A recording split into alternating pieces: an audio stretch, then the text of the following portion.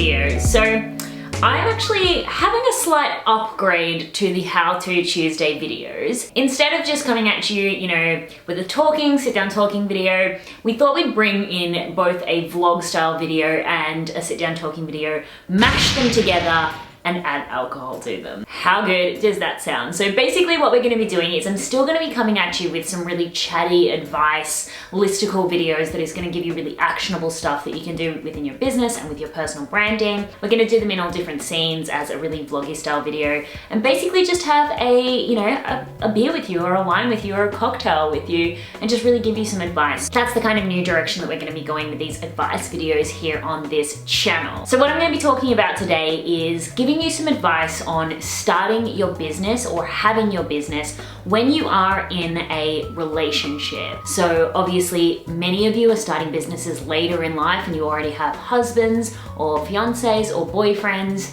and I want to give you my story and my advice on how you can go about ensuring that as a unit, as a partnership, you continually grow together, even with the added pressure of starting a business. And what we're actually drinking today is a Two Birds beer. Two Birds is actually one of the only breweries in Australia that is owned by females, hence the name Two Birds. And we're lucky enough to have the brewery just around the corner from us. This is actually a Mexican beer, hoppy, zesty ale with fresh coriander, lime, and corn.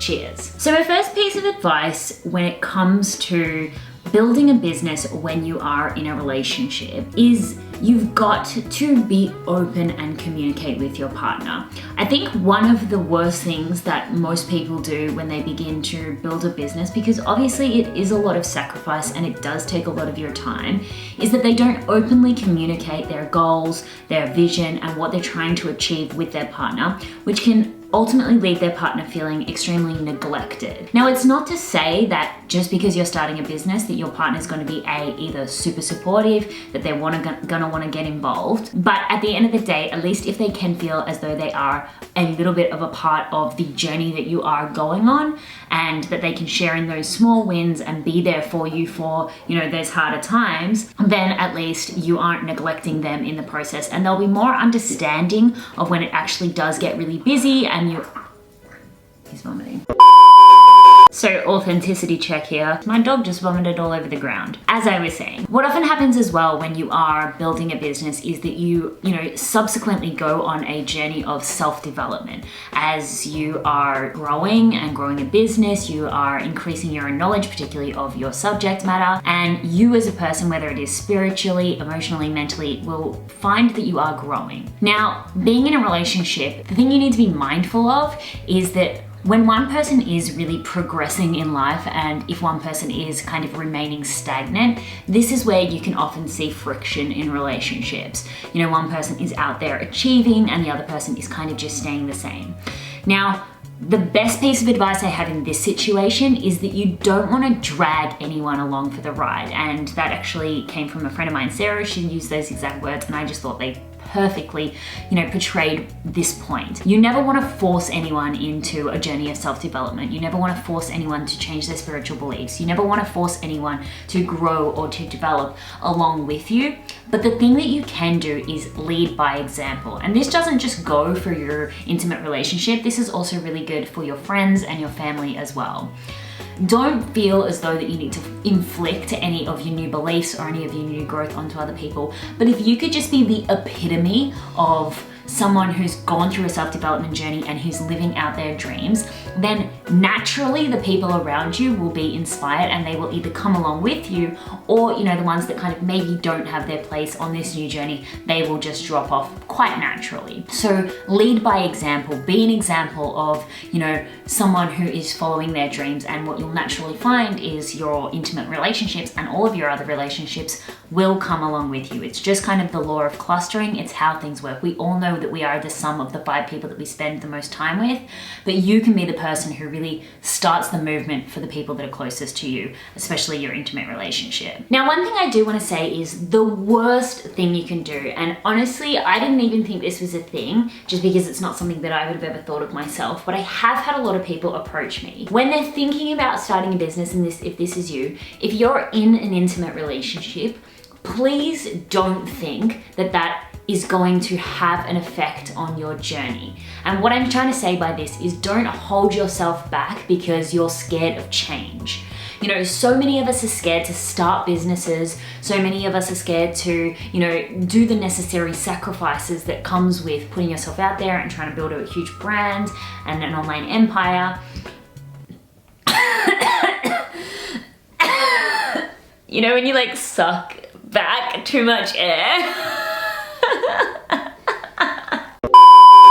But the worst thing you can do ultimately is stop yourself from actually going out there and making those sacrifices because you're afraid of what it's going to mean for your relationship. You're doing a huge injustice to both yourself, your relationship, and the world at large if you fear starting a business because you think that it's going to negatively impact your relationship. I'm not gonna lie, yes, sometimes it is gonna be hard. Sometimes you will have fights, sometimes there will be tension, sometimes, you know, there's gonna be friction in your relationship, but ultimately at the end of the day, if you're really with someone who loves you, they're going to support you. Starting a business might be a real truth providence of that.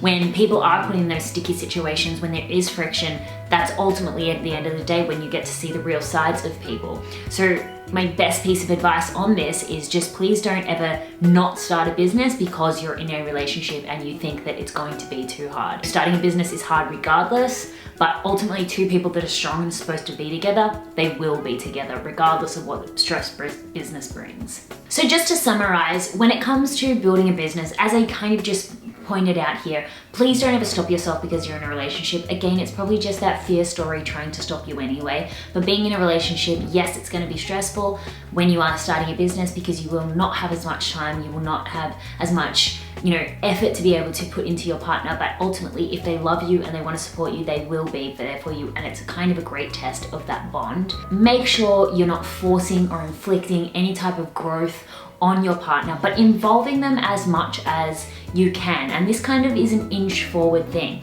You know, when I started my business, or even when I started my YouTube channel, George wasn't involved at all.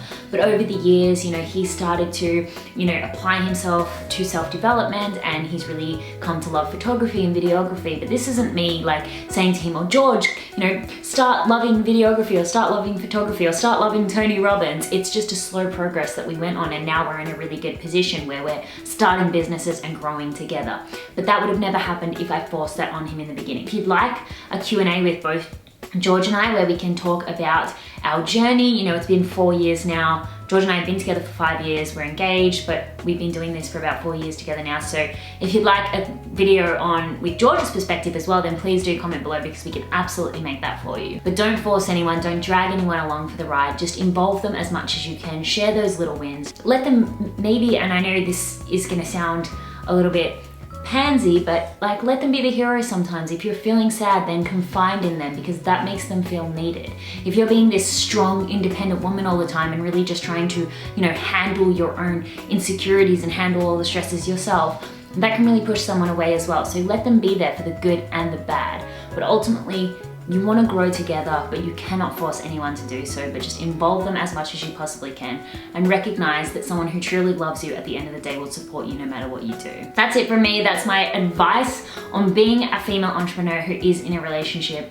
But just know, if you were given the desires that you have in your heart right now to share an amazing message in the world, then no one in this world should stop you from doing that. Thank you so much for joining me for this video today. I really hope that you did enjoy this video. I hope you enjoyed this series. Thanks for watching. I'll see you in the next one, and cheers.